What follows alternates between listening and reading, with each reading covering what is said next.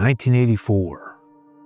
Hairbands ruled the airwaves, stonewashed jeans filled the malls, and Ghostbusters was the biggest movie in the world. But while America danced to MTV and worried about the Cold War, a nightmare was about to unfold. In Baton Rouge, Louisiana, a quiet community was shattered by a crime that seemed unthinkable. 11-year-old Jody Plauché trusted his karate instructor, a man named Jeff Doucet, a familiar face, a mentor, even a friend to the family. But behind the smile and the lessons, Doucet hid a darkness no one saw coming. On one February day, Doucet took Jody, vanishing across state lines.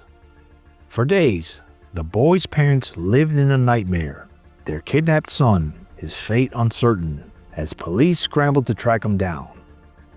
What came next would not only stun the nation, it would unfold live on television. So how far would a parent go to protect their child? And what happens when trust is shattered by the very people we invite into our homes? Let's try and find out. Hello, I'm Mike Droberg, Marine Corps veteran and filmmaker, and we will try to answer these questions on today's episode of Forgotten History.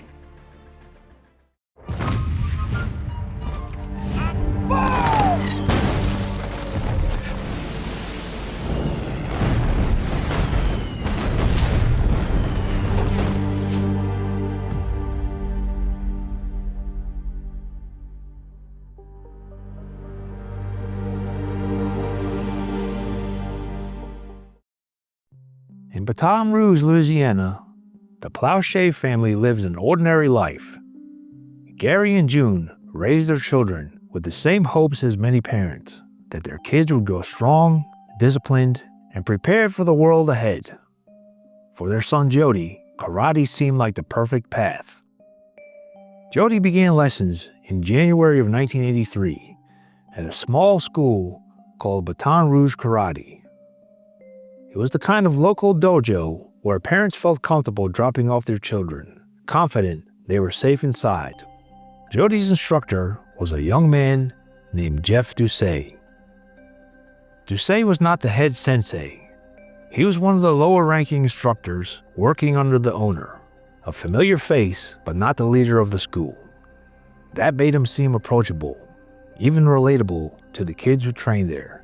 He was closer to their age than the senior instructors, and he carried himself like the cool mentor, someone who earned respect without demanding it. Over time, Doucet became more than just an instructor to Jody. He offered him rides, hung around after practice, and became a trusted presence in the Plauché household. Unlike many adults with families of their own, Doucet was single. He lived alone, and that gave him the time to weave himself deeper into the lives of his students and their parents. For over a year, nothing seemed out of place. To Gary and June, Doucet was simply helping to guide their son's development. But beneath the surface, he was grooming Jody, using trust as a weapon, gaining access that no one questioned. That trust would soon be shattered in the most devastating way possible. In February of 1984, Doucet told Gary and June that he planned to take Jody on a short weekend trip to Dallas for a karate tournament. It sounded harmless, as tournaments were a normal part of the training. There was no reason to question it. But when the weekend passed and Jody didn't return, the unease began. Gary and June called Baton Rouge Karate, reaching the head instructor. That's when the truth surfaced. There was no tournament in Dallas. Doucet had lied. What had seemed like a routine weekend trip was in fact the beginning of a nightmare. Doucet had driven Jody more than 2,000 miles west, taking him all the way to California. There, he kept the boy hidden, isolated from his family, and under his control. Jody became the victim of Doucet's abuse. The very man trusted to teach and guide him instead violated that trust in the most destructive way possible. For the Plauché family, every hour became more agonizing than the last. Police alerts were issued, investigators scrambled to track leads, and the search grew more desperate with each passing day. The trusted instructor was now revealed as a sexual predator, and their son was in his hands. The abduction triggered an immediate multi-agency response. The East Baton Rouge Sheriff's Office took the lead locally, but because the case crossed state lines, the FBI became directly involved, along with state police in both Louisiana and California. The big break came when Doucet began making phone calls back home to Baton Rouge. He called friends and even reached out to Jody's mother, June. In those conversations, he tried to sound casual, telling her that Jody was fine and that he wasn't in any danger. But investigators were already listening. Those calls were being monitored and traced with federal support. Each call gave agents another chance to narrow down his location. Eventually, one of the calls was traced to a motel in Anaheim, California. With that information, authorities zeroed in. On February 29, 1984, FBI agents and the Anaheim police raided the America's Best Value Inn. Inside, they found 11-year-old Jody Plauché alive after more than a week in captivity. Jeff Doucet was taken into custody on the spot, ending a search that had stretched across the country. For the Plauché family, the news was a miracle. Their son was safe. But for Gary, the father who had spent sleepless nights imagining what his boy had endured, the nightmare wasn't over. With Doucet in custody and on his way back to Louisiana, Gary's story was about to take an unexpected turn. With Doucet under arrest in California, the next step was extradition. He would be flown back to Baton Rouge to face charges of kidnapping and sexual assault. For law enforcement, it was a standard transfer. For the Plauché family, it was the moment they dreaded most, seeing the man who had taken their son return home. On March 16, 1984, cameras gathered at the Baton Rouge airport. Local news stations knew the flight was arriving and set up to capture Doucet's transfer from the plane to a waiting police car. The case had already become a media spectacle, and reporters wanted footage of the accused abductor being led back in handcuffs. However, among the crowd that day was someone the cameras weren't expecting: Gary Plauché. Dressed in a baseball cap and sunglasses, he stood near a bank of payphones, waiting. In his pocket was a small revolver. As Doucet was escorted through the terminal by deputies, Gary watched as his son's abductor was just walking a few feet away, hands cuffed, flanked by officers.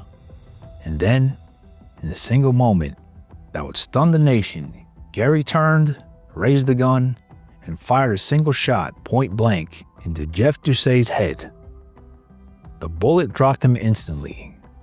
The entire scene unfolded on live television. The terminal exploded in chaos. Deputies grabbed Gary instantly, wresting the gun from his hand and forcing him to the ground. One of the men restraining him, Lieutenant Mike Barnett of the East Baton Rouge Sheriff's Office, could be heard shouting, "Why, Gary, why?" Reporters shouted over one another, their cameras still rolling, stunned at what they had just witnessed. Doucet collapsed onto the airport floor, mortally wounded. He never regained consciousness. Paramedics rushed in, but within moments, it was clear he was gone. The man who had kidnapped and violated 11-year-old Jody Plauché was dead before he even faced trial. Gary was placed in handcuffs, his expression calm, almost detached, as deputies led him away. The same news crews that had come to film the extradition now had footage of one of the most shocking moments in live television history: a father executing his son's abductor in front of the world. In hours after the airport shooting, Baton Rouge struggled to process what just happened. The footage of Gary Plauché firing a single bullet into Doucet's head was broadcast on every local news station, and by the next morning, it was national news. The clip replayed endlessly, shocking some and stirring quiet approval in others. Gary was booked into jail on charges of second-degree murder. By the letter of the law, He had killed a man in cold blood. But this was no ordinary case. Public opinion leaned heavily in Gary's favor. To many, he was not a criminal. He was a father who had done what the system could not. Letters poured in. Strangers sent money for his legal defense. Talk shows debated whether his actions were justified.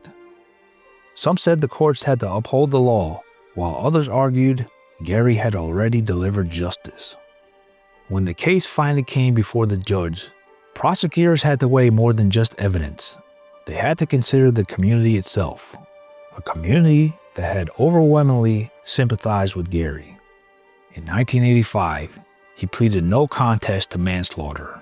His sentence was 5 years of probation and 300 hours of community service. No prison time. The ruling stunned legal analysts, but few in Baton Rouge were surprised. Gary was a free man. The justice system had spoken, and in its own way, it agreed with the public sentiment. After the trial, Gary returned to his life in Baton Rouge. He never expressed regret for Doucet's death. In later interviews, he admitted he wasn't proud of doing it in front of television cameras, but he stood by the act itself. He said he acted as a father first, a man who could not bear the thought of what his son had endured.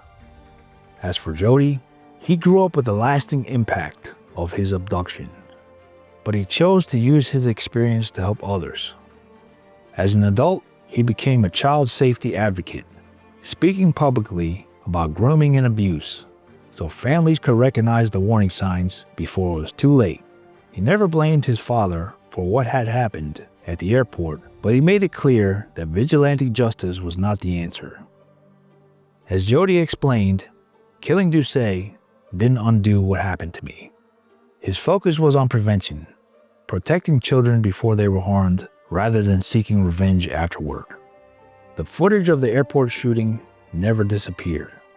Decades later, it still circulates, replayed as one of the most infamous moments ever captured on live television.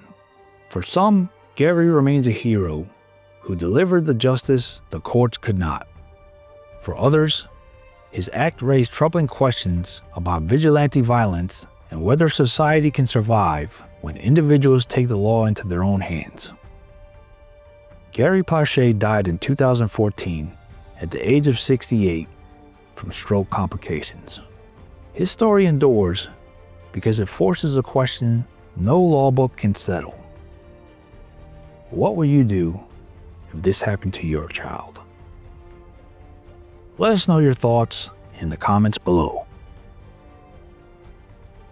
Thank you for watching Forgotten History. Please like, share, and subscribe. If you have any comments or show ideas, we'd love to hear from you. Thanks again.